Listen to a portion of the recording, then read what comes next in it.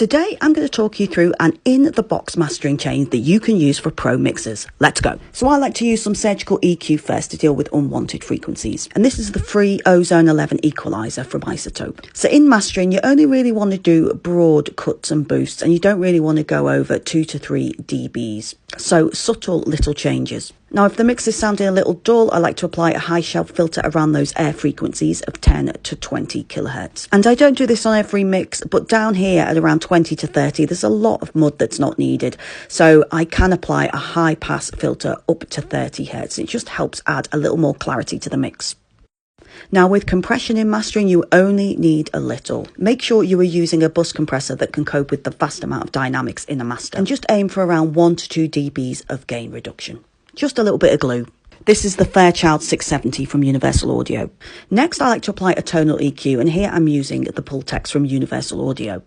We have the Pultec MEQ5 that deals with the mids, and we have the Pultec EQP1A for the low and high end.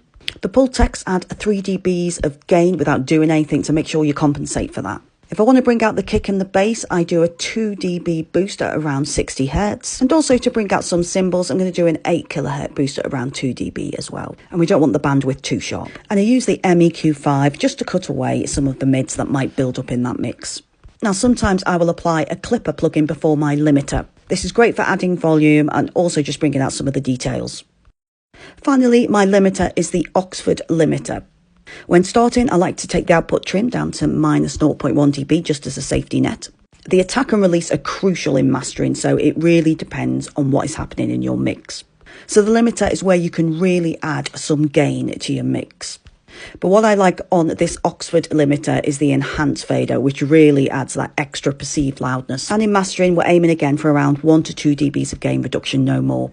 Now, I like this Trubig Recon meter. You can see here a little red line. That tells me that the mix might have distortion in it once it gets put onto Spotify. So if I want to get rid of that, I can press Autocomp, but be aware of Autocomp. Don't use it too much. Now, in terms of LUFS, you can see this mix is at minus 8 LUFS. Spotify will turn it down to minus 14 LUFS. Personally, I like to try and stay below minus 8 LUFS. However, it's more important that I hear the potential effects, so I use Nugent Audio's MasterCheck to hear what my track will sound like once it goes on Spotify. Okay, A/B test.